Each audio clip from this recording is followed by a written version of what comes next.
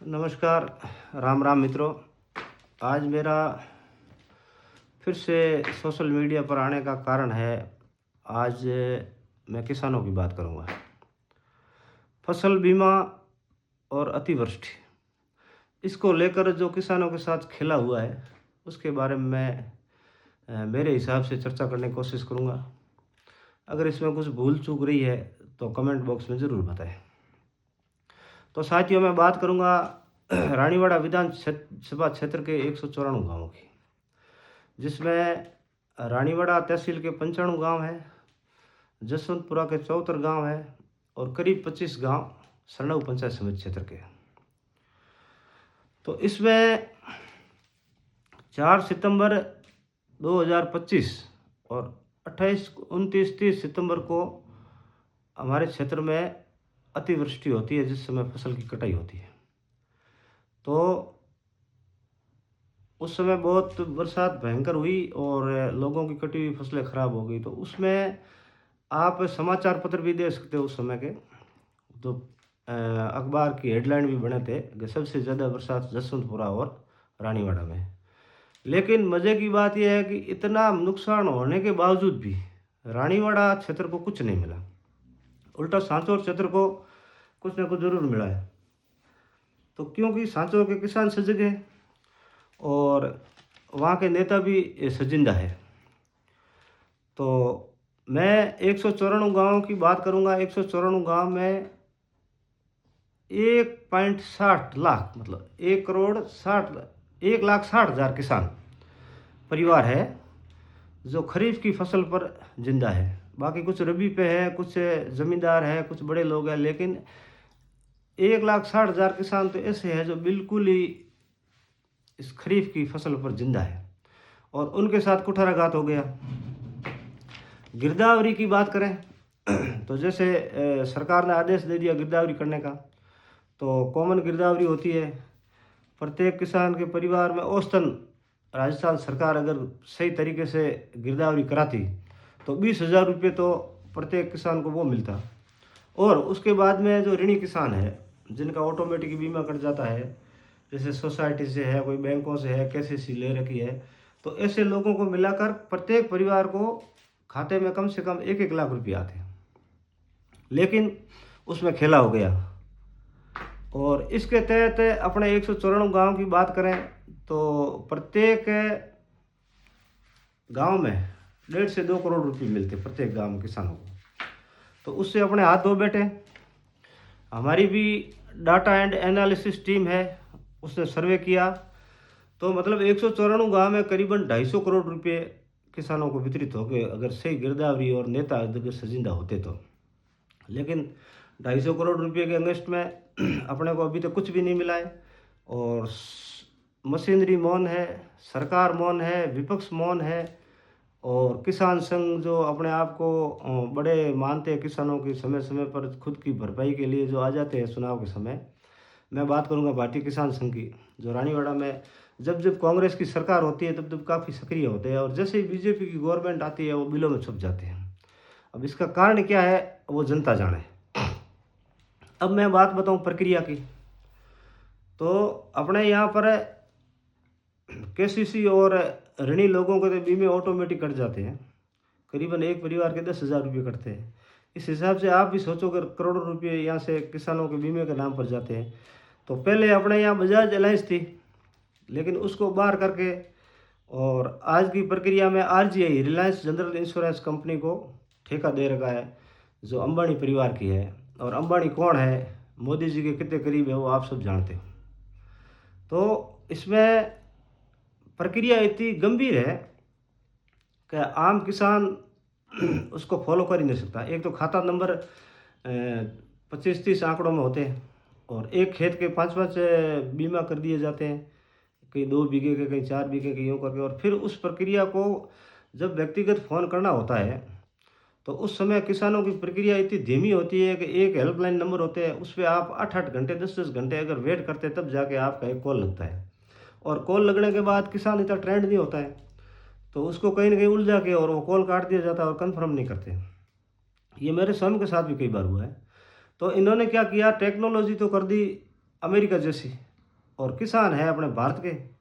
तो जिनके बच्चे पढ़ रहे हैं, जो बच्चे बाहर हैं, वो तो यहाँ सपोर्ट करते नहीं, अपनी नौकरी करते, आजीविका करते हैं या कहीं बाहर जाते हैं। लेकिन यहाँ बेचारा जो बूढ़ा किसान है, अधेड़ किसान है, उसकी ये चीज़ समझ में नहीं आती और थक हार कर फिर वो फ़ोन नीचे पटकता है।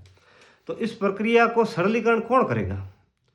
केंद्र सरकार भी है, राज्य सरकार है, आपकी डबल इंजन की सरकार है, अब पंचायत राज चुनाव सिर पे है। तो मतलब इस प्रक्रिया का सरलीकरण कौन करेगा? जैसे वास्तव में किसी किसान का नुकसान हुआ है तो उसका कोई दूसरा तरीका निकालो। ऑनलाइन तरीका कोई ठीक नहीं है, मुझे नहीं लग रहा। और उसके बाद भी सबसे मज़े की बात है कि ये अनट्रेंड लोग भेजते हैं बीमा कंपनी वाले, और वो आके सर्वे करते ही पहले डील करते हैं कि हमको इतने पैसे दोगे तो हम आपका क्लेम के लिए भेजेंगे। तो उसमें भी किसान बेचारा और मारा जाता है, उसमें कईयों के पैसे आते हैं और कईयों के साथ धोखाधड़ी भी हो जाती है। तो ये प्रक्रिया है। तो मेरा कहने का मतलब है सरकार से, कार्मिकों से, नेताओं से कि भाई किसान के साथ आप कब तक मजाक करोगे? जब जब आपको चुनाव जीतने होते हैं, वो होते हैं, तो अन्नदाता याद आता है, धरती पुत्र याद आता है। और धरती पुत्र के साथ आप नकली खाद भी देते हो, नकली दवाइयाँ देते हो, और उसके साथ स्वयं मंत्री को आके रेड करनी पड़ रही है। अपने अपने से 40 किलोमीटर दूर ये रेडें हुई है। तो यहाँ की प्रशासन और जनता क्या कर रही है? कोई समझ में नहीं आ रहा। किसानों को मजाक बना रखा है। जब किसान जाग जाएंगे तो आपकी सारी सरकारें हिल सकती है। इसलिए मेरा आपसे निवेदन है कि इस प्रक्रिया को सरल करें और किसानों को विशेष मुआवजा दें। किसान वास्तव में गरीब है। आपने मारवाड़ी में कहा ना, कीड़ी नगरों हिंसा जरे धर्म पे है। तो इतो धर्म है। किसान का आप फायदा करोगे तो होगा, नहीं तो कुछ नहीं होना है। और सरकारी, उसके बाद सरकार ने आदेश दिया, सरकारी आदेश के बावजूद कार्मिकों ने, पता नहीं उदासीनता थी या दलाली खाई या इनका क्या सिस्टम रहता है, तो वो करके और इन्होंने गिरदावरी तक नहीं करी और फसल खराबा बताया ही नहीं, या फसल खराबा हुआ ही नहीं है। जबकि आप घूम घूम के पूछो ना गाँव वालों को, फसल खराबा कैसे नहीं हुआ।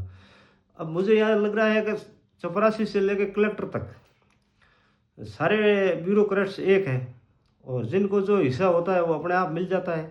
अब 250 करोड़ रुपये बचाने के लिए अगर 10-20 करोड़ रुपये कंपनी खर्च कर देती है तो भी वो तो मुनाफा कमाती है। तो उसमें ठेठ नीचे तक पैसे पहुंच जाते हैं। इस चैन का हम खुलासा करेंगे। इसके लिए हमारी एनालिसिस जारी है, हमारी टीम काम कर रही है। लेकिन जैसे ही समय मिलेगा और डाटा हमारे पास आ जाएगा तो हम उसका भी खुलासा करेंगे। उसके बाद बात आती है, अब कार्मिकों की बात होगी, किसानों की बात होगी, बरसात की होगी, तो अब बात आती है नेताओं की। अब हर क्षेत्र में अपने यहाँ भारतीय जनता पार्टी और कांग्रेस दो मजबूत दल हैं। तीसरा हनुमान बेनीवाल का दल है, लेकिन वो अभी तक इतना अस्तित्व में नहीं है। तो इन दोनों पक्ष के नेता कहीं कांग्रेस के जीते हुए, कहीं बीजेपी के जीते हुए। तो मैं पक्ष की बात करूं तो हमारे यहाँ से विधायक नारायण सिंह जी है, तो उन्होंने भी उदासीनता दिखाई या मशीनरी पर भरोसा कर लिया, और क्या हुआ क्या नहीं हुआ पता नहीं, और गुड़ गोबर हो गया, और किसी भी किसान को पैसा नहीं मिला। आप अपनी अगेंस्ट में, आप सांचौर जाके देख लो, चितलवाड़ा में देख लो, वहाँ पैसे मिले हैं। तो अपने से तो वहाँ बरसात भी कम है, आप आंकड़े उठा के देख सकते हो। तो खराबा अपने यहाँ ज़्यादा है, पैसे वहाँ ज़्यादा मिल रहे हैं। उसका कारण क्या है? या तो वहाँ नेता ईमानदार है, या सिस्टम ठीक है, या जनता जागरूक है। तो ये चीज़ें करनी है। अब बात करें नेता विपक्ष की, तो हमारे यहाँ से विधायक जी है हमारी पार्टी के, जिनको इस काम में मुख्य भूमिका में रहना चाहिए था। लेकिन जिस समय बरसात हुई और गिरदावरी हो रही थी, उस समय आप ट्वीट में व्यस्त थे, अपने घर और परिवार की सुरक्षा और बॉडीगार्ड Z+ सुरक्षा लेने के चक्कर में थे। बॉम्बे और दक्षिण भारत में आप अपना व्यवसाय कर रहे थे, प्लॉट बेच रहे थे और मशगूल थे, और पीछे गिरदावरियाँ हो गई, जो होना था खेल हो गया। उसके बाद में आज दिन तक आप अपने आप को सबसे बड़ा नेता मानते हो राजस्थान का, तो लेकिन आपने एक भी चिट्ठी नहीं लिखी। इसका कारण क्या है? या तो आप अपनी प्रॉपर्टियां और नाकामियां छुपाने के लिए भारतीय जनता पार्टी से मुकाबला नहीं करना चाहते हैं, और या फिर बजाज कंपनियां, जो भी ये रिलायंस कंपनी है, आप तक पहुंच गई। और लगभग जिस समय ये धरना प्रदर्शन गिरदावरियाँ हो रही थी सांचौर में, उस समय आप भी बॉम्बे थे। तो हमें तो यहाँ तक सूत्र मिले हैं कि आप बॉम्बे में रिलायंस कंपनी के अफसरों से भी मिले हैं। उसका भी खुलासा करेंगे अगर हमारे पास डाटा है तो। उसकी गारंटी नहीं है हमारी, पुष्टि भी नहीं करते, लेकिन हमें सूत्र से ऐसे समाचार मिले हैं। और आप जब पाली से वापस गाड़ी घुमाकर व्हाट्सएप ग्रुप में हल्के से मैसेज के साथ 500-700 लोग इकट्ठे किसी मंदिर के नाम पर कर लेते हैं और वहाँ सामाजिक सौहार्द बिगाड़ना चाहते हैं और कानून हाथ में लेना चाहते हैं। तो इसी तरह आप एक व्हाट्सएप मैसेज करके 500-700 किसान इकट्ठे करके अगर आप बीमा कंपनियों का या एसडीएम का या कलेक्टर का घेराव करते, तो ये बेचारे कितने किसान आपको आशीष देते। नेताजी, आप सैर सपाटे और मस्त और प्रॉपर्टियां और पैसे दलाली खाने के लिए नहीं बने हो। विपक्ष की मेन भूमिका मैं इसलिए नहीं कह रहा हूँ कि आप मेरे विरोधी हो, या इसमें लोग ट्वीट भी करेंगे, सुबह उठ के मुझे ये भी कमेंट्स देखने पड़ेगा कि आप रतन के पीछे पड़े हुए। ऐसा कुछ नहीं है। रतन जी हमारे आदर्श है, हमारे विधायक है, हम पीछे नहीं पड़े, लेकिन इनकी जो नाकामियाँ हैं, जो कमजोरियाँ हैं, हम उनको उजागर करना चाहते हैं। अभी भी समय है, आप आइए, अपन सब मिलकर धरना देते हैं और कुछ न कुछ तो किसानों का फायदा हो गई।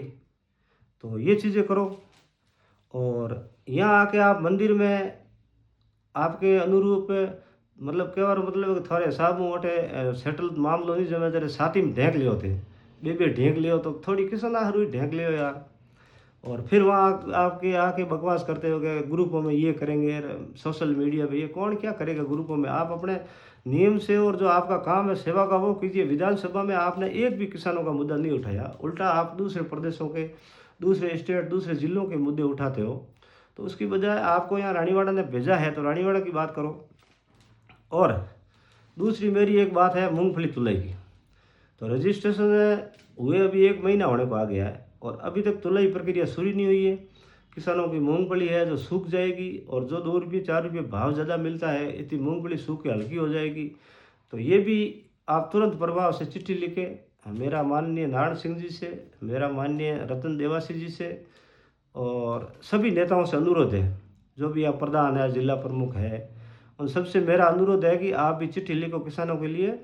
किसान वाकई गरीब कौम है, धरती पुत्र है, अन्नदाता है और उसकी आप दुआ लो तो बेहतर रहेगा। बाकी राजनीति आती जाती रहती है, 5 साल के बाद में फिर परिवर्तन हो जाता है, लेकिन आप ऐसे मौके बार बार नहीं आते। इसलिए आप मूंगफली तुलाई का भी मामला हाथ में लो। और मेरा भारतीय किसान संघ से एक बार पुनः अनुरोध है कि पानी की, बिजली की, किसानों की, एमएसपी की बहुत सारी असुविधाएँ हैं, तो उन सुविधाओं को आप हाथ में लेकर धरना दीजिए। वाजिब मांग है, उन मांगों को कीजिए। और इसके बाद में अगला बिजली का मुद्दा लेकर भी आऊँगा, क्यों किसानों के साथ किस तरह ठगी होती है, क्या क्या होता है, कैसे ट्रांसफार्मर नहीं बदले जाते हैं, तो वहाँ भी विसंगतियाँ हैं, तो उनको भी दूर करें। तो हम तो आपको भरोसे बैठे हैं कि भाई भारतीय किसान संघ है या और कोई भी किसान संघ है, वो मिल के और करेंगे और हम आपकी तरफ देखते रहते हैं। आप पता नहीं कहाँ सेटल होके और क्या करते हो, पता ही नहीं चलता है।